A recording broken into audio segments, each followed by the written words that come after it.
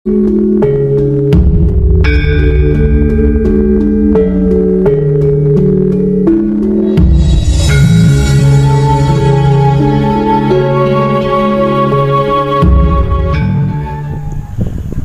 kadang kinasiku sekalian, setiap jiwa berhak mutlak bahagia dengan kesuciannya yang sempurna. Kita akan menemui jutaan perbedaan dalam hal pengalaman akan kehidupan terpampang di mana-mana. Tidak perlu benci dan marah jika itu berbeda dengan pikiran kita. Tidak perlu bingung dan resah dengan semua itu. Kita harus melihat dalam perspektif makrokosmos dan pengembaraan jiwa dalam skala usia alam semesta. Maha Suci hidup hanya memproses segala sesuatu dengan sangat indah dan menakjubkan bagi perjalanan seluruh jiwa.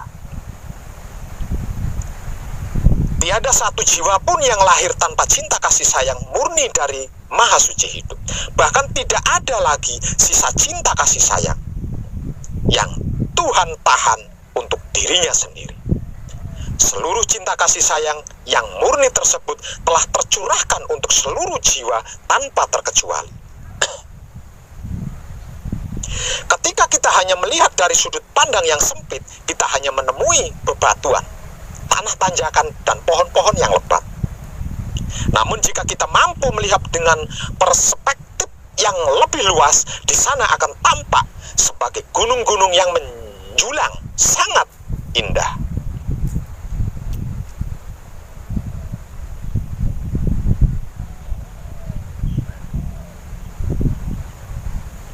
Kita selama ini telah mengejar segala sesuatu yang serba hayalan. Kita tidak pernah hidup dengan nyata. Kita begitu menyukai kepalsuan yang diformatkan kepada kita.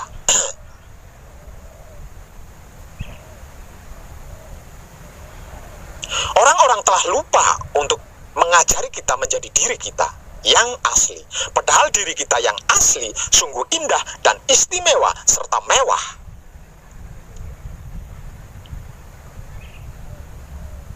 Patrap semedilah sejenak dan dengarkan hanya yang ada di dalam sini. Maka kita akan tersadar bahwa kita telah kehilangan momen-momen kebahagiaan yang tak terhingga sepanjang hidup kita. Tidakkah kita tahu segala sesuatu itu diciptakan demi sukacita kita? Jangan mencoba untuk bahagia, tapi jadilah bahagia. Jangan mencoba mencari kebenaran, tapi jadilah kebenaran. Sembari terus melatih diri untuk selalu menuju suci yang sempurna. Sebab karena itulah kampung halaman kita, rumah kita, asal-usul kita, tumpuan kita, dambatan kita.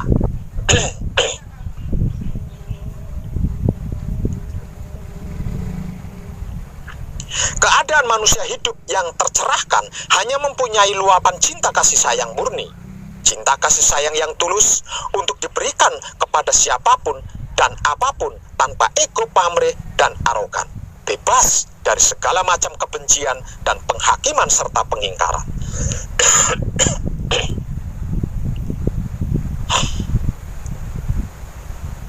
Hanya mengalami kebahagiaan yang sempurna, tentram, hakiki, apapun keadaannya, meskipun kelihatannya susah atau menderita dalam pandangan orang umum, namun sejatinya terbebas dari segala kemelekatan.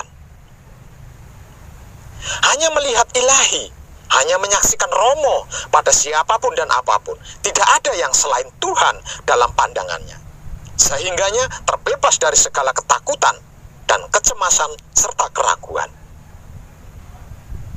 Hanya melihat dan mengalami hidup dan kehidupan sebagai sesuatu yang sempurna dan indah serta mewah, terbebas dari segala ilusi dualitas, sebab karena pencerahan telah melampaui ilusi waktu dualitas tersebut. Seluruhnya dan segalanya serta semuanya yang dilihat dan dialami terjadi dalam keabadian saat ini. Masa lampau, sekarang, maupun masa depan nyata semua pada momen ini dan saat ini. Tidak melihat adanya pemisahan, semua hanya ada ketunggalan, alias esa. Selaras atau harmoni dengan alam semesta. Gerakannya adalah gerakan alam semesta. Geriknya adalah gerik Romo. Itulah yang dialami manusia-manusia suci atau yang telah tercerahkan. Dan dia tidak peduli apapun dia, apakah dia itu wali atau bukan, apalagi ngaku-ngaku.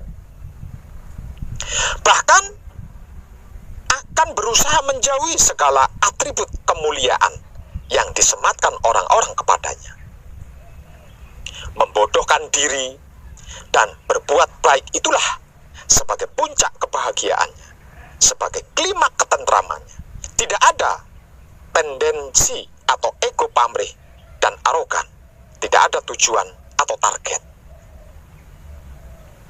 Dan itulah keadaan asli hidup dan kehidupan manusia yang sesungguhnya, yang sebenarnya. Hanya ada kesadaran murni ketika ego pamrih dan arogan telah diletakkan, sudah ditanggalkan. Tugas kita bukan untuk menyenangkan setiap orang. Tugas kita adalah menjadi diri kita sendiri, seutuhnya, secara maksimal, menjadi diri kita yang asli. Terlepas apakah itu akan menyenangkan bagi orang-orang atau tidak. Sebab penyesalan kita besok adalah ketika diri kita tidak sepenuhnya asli. Siapakah kita sehingga merasa bertanggung jawab untuk menyenangkan setiap orang? Bukankah kita melihat Tuhan pun tidak bisa menyenangkan bagi setiap orang? Amatilah orang-orang, selalu mengeluh dan kecewa terhadap apa yang menimpanya, padahal itu semua adalah pemberian terbaik dari Yang Maha Kasih.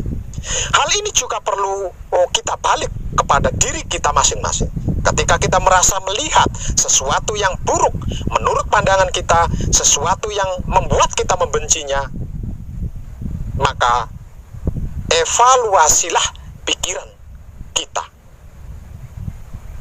Karena seringkali terjadi bahwa yang tidak baik adalah cara berpikir kita, bukan apa yang kita lihat dan rasakan.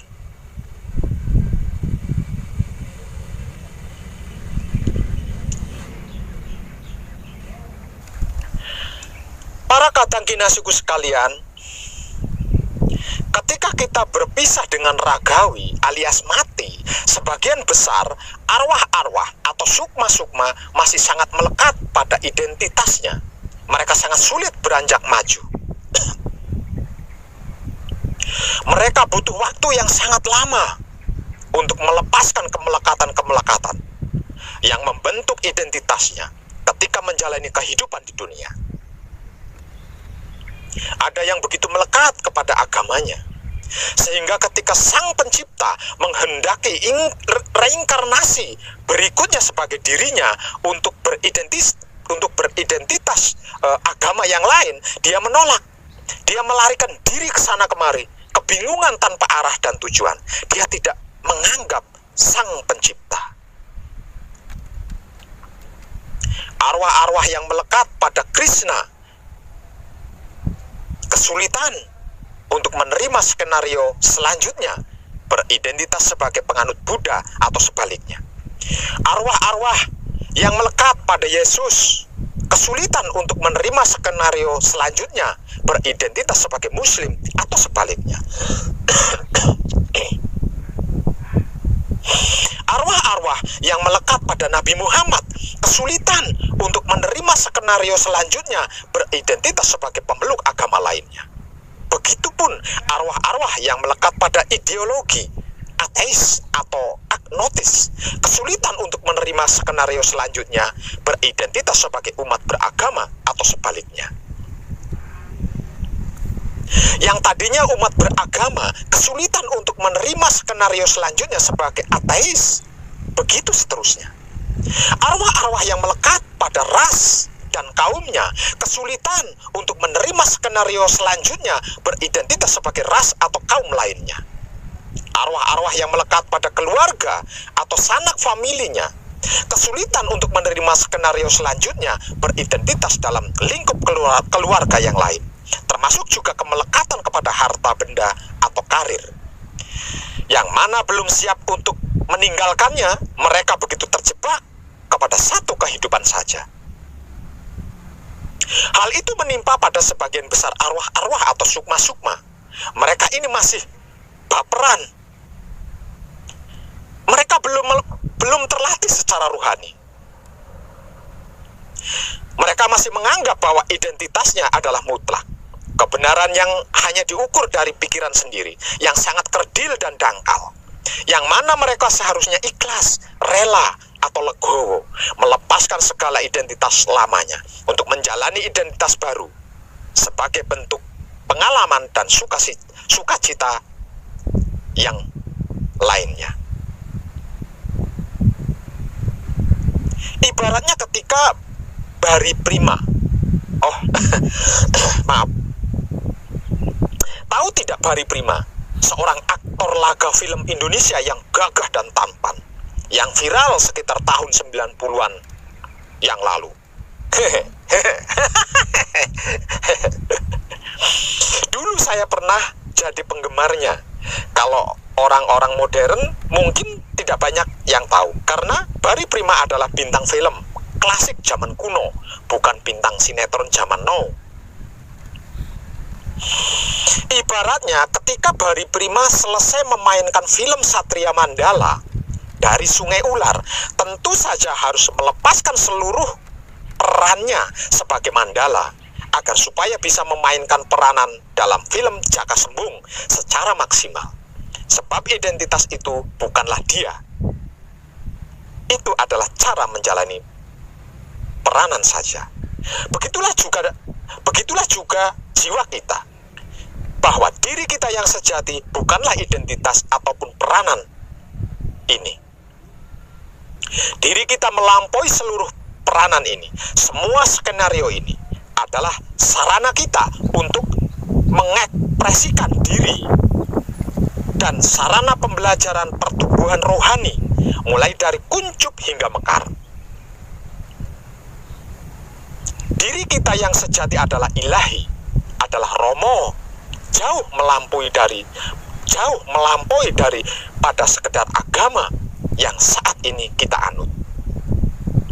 Jauh melampaui daripada sekedar bangsa di mana kita lahir, jauh melampaui daripada sekedar ideologi yang kita pegang, jauh melampaui daripada sekedar lingkup keluarga di mana kita lahir, di mana kita tinggal, jauh melampaui kepercayaan kepada tipe Tuhan tertentu atau ketidakpercayaan kepada tipe Tuhan apapun.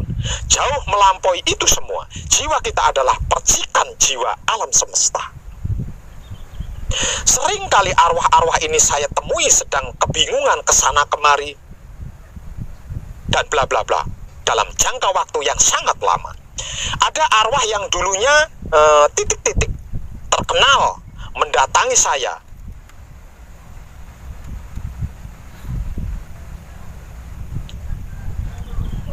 Ada arwah yang dulunya beragama titik-titik mendatangi saya, yang bingung mencari surga,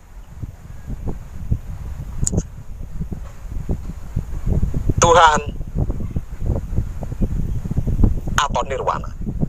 Ada wanita atau lelaki korban pembunuhan yang masih melekat kepada dendamnya dan sebagainya. Sebab itu, ada kalanya dalam perjalanan pengabdian saya singgah di suatu tempat dan melakukan sesuatu untuk membantu menunjukkan jalan dan caranya kepada arwah atau sukma tersebut.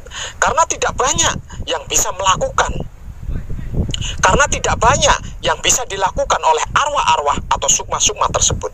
Mereka masih memegang erat konsep-konsep kehidupan lamanya.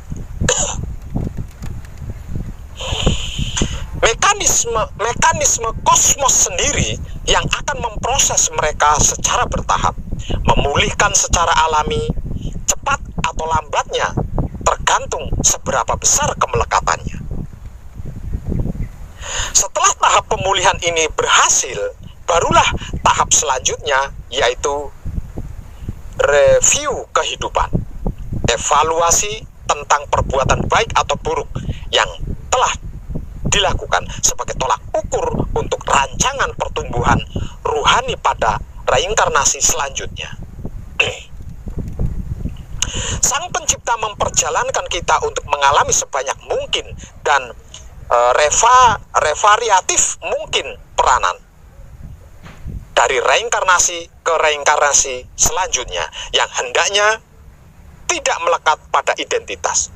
Dia hanya menghendaki agar kita bahagia, bersuka cita dalam berbagai peranan yang kita jalani. Semakin cepat kemelekatan ditanggalkan, maka semakin cepat pula kita akan mengalami episode selanjutnya. Secepat mungkin mengalami semua petualang pada kosmos ini guna meraih fase cinta kasih sayang dan kebijaksanaan yang tinggi. Lalu ketika jiwa sudah puas akan seluruh sukacitanya dalam menjalani segala petualangannya, dia akan kembali kepada Esa dan menjadi Esa. Patrap Semedi mengibadahkan atau mempraktekkan wahyu panca gaib dengan menggunakan sifat dan sikapnya wahyu panca gaib, yaitu wahyu pancalaku adalah penyempurnaan atau pengakhiran dari reinkarnasi ke reinkarnasi yang didasari dengan hukum sebab akibat tersebut. Latihan Patrap Semedi laku murni menuju suci adalah state yang mau diraih oleh praktisi spiritual manapun, yaitu terbebas dari segala kemelekatan, sehingga dapat menjalani kehidupan ini dengan penuh kebahagiaan yang sempurna dan mewah. Karena dengan masuk ke diri yang terdalam, kita tidak akan bisa terusik oleh keadaan eksternal apapun, tidak tertipu oleh ilusi apapun. Jadilah manusia yang penuh tresna welas asih, yang penuh cinta kasih sayang maksudnya, dan bahagia dengan segala identitas yang kita perankan saat ini. Besok tidak usah berperan lagi ketika sang sutradara memberikan peran di film kehidupan yang lain. Malah semakin banyak pengalaman, semakin cepat jadi selebritis rohani papan atas atau manusia langit. Masa tidak bosan mengulang-ulang terus satu film yang sama, terjebak dalam roda karma yang sama?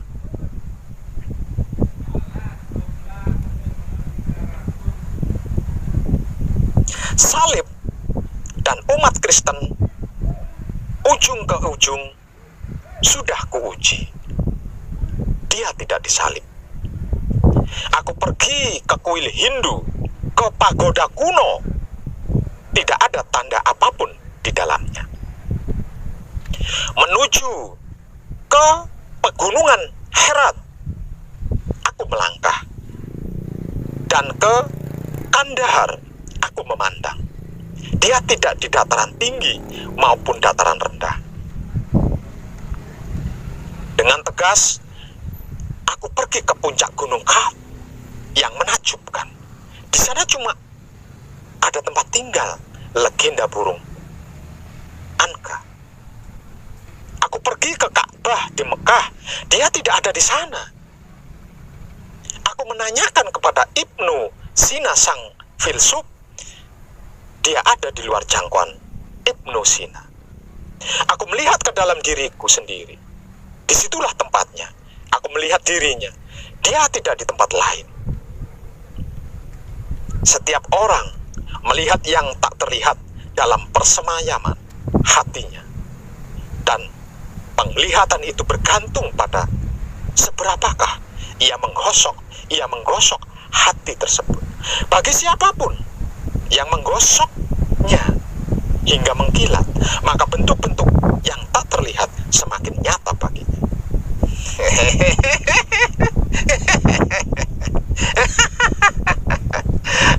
Dan tenang. Dari Jalaluddin Rumi. Ketika segala sesuatu ini dan itu belum ada, apakah yang ada? Dialah yang ada. Ketika dia berkehendak mengadakan segala sesuatu, apakah bahan bakunya?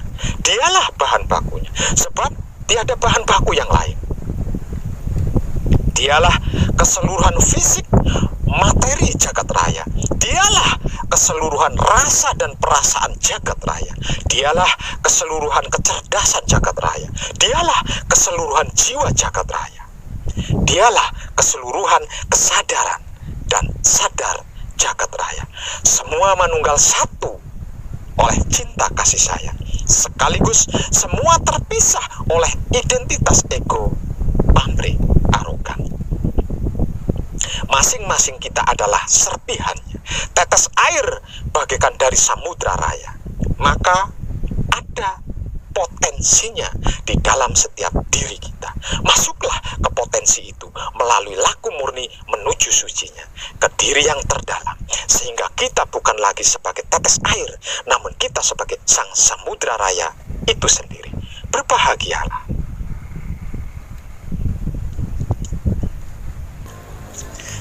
Para kadang kinasiku sekalian, dia tidak butuh sarana apapun untuk melihat, mendengar, merasa, berkata, berbuat, dan sebagainya. Sebab segala sesuatu hakikatnya adalah dia itu sendiri. Maka bukanlah payung sebagai sarana penahan hujan, bukanlah dokter sebagai sarana penyembuh penyakit, bukanlah ibu sebagai sarana pelahir bayi, bukanlah pula nabi sebagai sarana penyampai kebenaran. Sekali lagi, dia tidak butuh sarana apapun dan siapapun, melainkan dia sendiri yang berbuat dalam wadah yang banyak, berbeda-beda, bervariasi, namun hakikatnya esa. Dia yang melihat, bukan mata kita. Dia yang mendengar, bukan telinga kita. Dia yang berkata, bukan mulut kita. Dia yang berbuat, bukan kelakuan kita. Dia yang berjalan, bukan kaki kita. Maka jangan sekali-kali kita mengingkarinya. Pengenalannya adalah Subhana wa ta'ala, yang suci dan yang tinggi atau mulia, atau romo atau rama atau rasa manunggal. Makna segala sesuatu sepanjang itu suci, fitrah, kodrat alamiah dan mulia, terpuji, ialah Tuhan sendiri. Apapun bentuk dan wujudnya, atau apapun abstraknya, atau rasa dan perasaannya. Selama kesadaran kita belum wusul, belum moksa, belum manunggal, belum murni, maka kita belum dia. Seluruh perjalanan manusia hidup adalah jiwa-jiwa yang sedang dalam pengembaraan kembali kepada asal, kepada esa. Seluruh jiwa atau sukma di alam semesta adalah dalam rangka itu semua tanpa terkecuali. Masing-masing memilih manifestasi atau perwujudan yang sangat bervariasi dalam rangka menjalani pengalaman maupun pelayanan kepada semesta. Yang hakikatnya tiap jiwa atau sukma adalah Sang Maha itu sendiri, yang menyelubungi dirinya dengan berbagai macam identitas. Planet bumi adalah sebuah kesadaran. Begitu pula matahari, bulan, bintang, dan lain-lain. Ketika seseorang meninggal dengan jiwa yang damai, ia dapat menyaksikan bagaimana gunung, lautan, bumi, matahari, dan elemen-elemen alam lain adalah merupakan entitas dengan berbagai tingkat kesadaran. Mereka berusaha mengaplikasikan cinta kasih sayang Romo dengan memilih manifestasi-manifestasi tersebut. Begitu pula manusia yang seharusnya juga berusaha mengaplikasikan cinta kasih sayang dan kebijaksanaan Romo ke dalam kesadarannya. Ketika kita gagal untuk menjadi manifestasi Romo dalam perbuatan cinta kasih sayang dan kebijaksanaan, kita akan terus bereinkarnasi hingga mampu berada pada kesadaran tersebut. Setelah itu kita bebas memilih untuk berada dalam kesatuan esa atau memilih untuk reinkarnasi sebagai pembimbing ruhan, menjadi teman berjalan bagi jiwa-jiwa lain yang belum sampai. Jadi ketika sudah wusul atau moksa atau manunggal, reinkarnasi bukanlah sebuah keharusan lagi, melainkan hanya sebuah pilihan untuk menjadi perwujudan cinta kasih sayang Romo, sekaligus menikmati kehidupan dengan totalitas kebahagiaan yang sempurna. Kita semua adalah pejalan, maka hargailah sesama pejalan. Ini semua berada dalam ketetapan yang sempurna dari Maha Indah. Berlatihlah melihat dari sudut pandang tersebut melalui kesadaran murni. Bahagia hakiki atau kesempurnaan sejati ada di dalam kesadaran tersebut. Saya adalah Anda dan Anda adalah saya.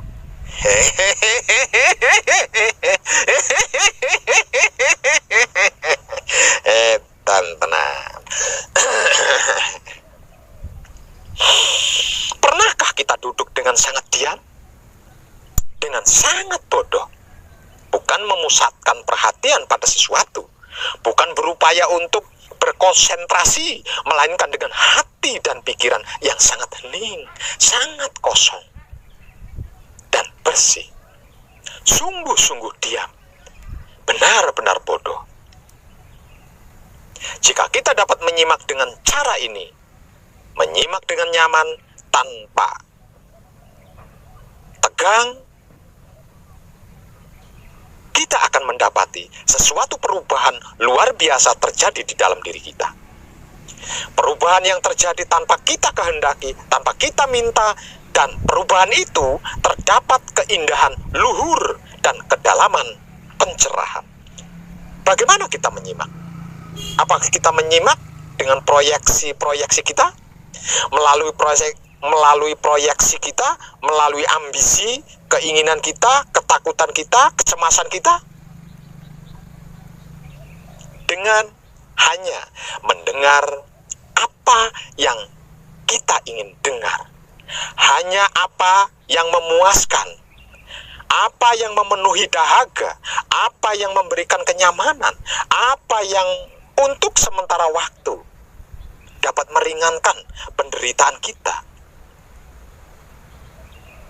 Jika kita menyimaknya melalui tabir keinginan kita itu, maka jelas kita menyimak suara kita sendiri. Kita menyimak keinginan kita sendiri. Kita hanya menyimak ego pamrih arogan kita sendiri. Dan adakah bentuk menyimak lainnya? Bukankah penting untuk menemukan bagaimana menyimak? Bukan hanya menyimak apa yang dikatakan, melainkan juga menyimak segala sesuatunya. Menyimak kebisingan di jalan-jalan, menyimak kicau burung, menyimak hembusan angin, menyimak laut yang tidak bisa diam, menyimak suara suami atau istri kita, menyimak anak-anak, menyimak teman-teman kita, menyimak tangis bayi, dan lain-lain. Penyimakan menjadi penting hanya bila kita tidak memproyeksikan keinginan-keinginan kita melalui apa yang kita simak. Dapatkah kita mengesampingkan semua tabir itu yang melaluinya kita simak, yang kita simak, dan sesungguhnya dan sungguh-sungguh menyimak. Menyimak adalah seni yang tidak mudah didapat, tetapi di situ terdapat keindahan dan pemahaman luhur. Kita menyimak dengan berbagai kedalaman diri kita, tetapi cara menyimak kita selalu disertai suatu prakonsepsi atau berangkat dari suatu sudut pandang tertentu. Kita tidak sekedar menyimak, selalu ada tabir menyela berupa pikiran-pikiran, kesimpulan-kesimpulan, dan asumsi-asumsi kita sendiri. Untuk dapat menyimak, haruslah ada keheningan di dalam diri, kebebasan dari ketegangan untuk memperoleh suatu perhatian yang rileks.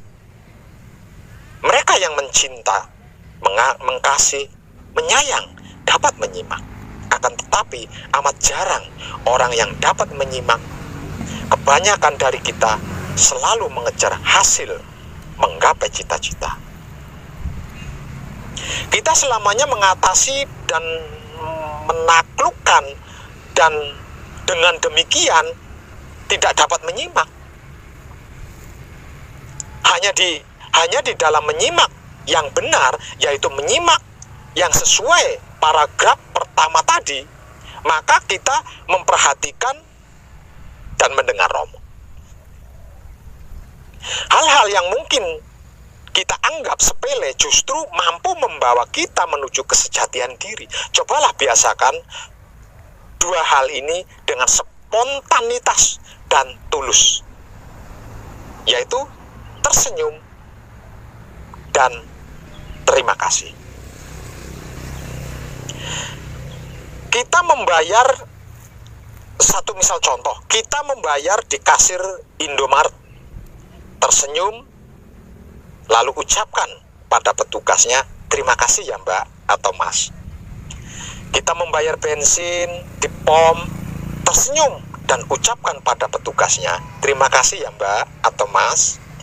Kita menyeberang di persimpangan jalan yang ada polantasnya, tersenyum dan ucapkan pada polisi yang bertugas, terima kasih ya Pak atau Bu. Jangan mentang-mentang kita yang bayar lalu nggak mau senyum dan mengucapkan terima kasih. Jangan mentang-mentang polisi sudah dapat gaji bagus lalu tidak perlu kita beri senyum dan terima kasih. Yang nyata itu polantas sedang melayani kita. Berpanas-panas, berhujan-hujanan, dengan risiko ditabrak kendaraan. Namun semua tidak perlu alasan. Kebaikan yang butuh ego, pamrih, arogan adalah keburukan yang tersembunyi. Pamrih surga sekalipun.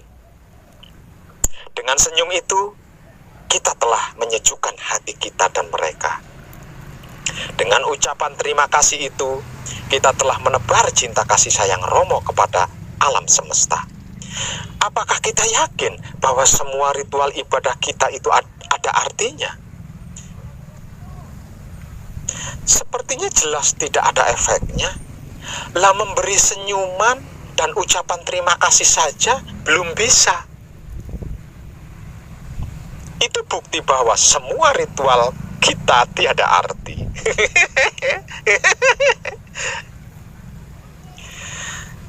Dengan tersenyum dan mengucapkan terima kasih, itu kita berarti mempersilahkan Dat Maha Suci hidup.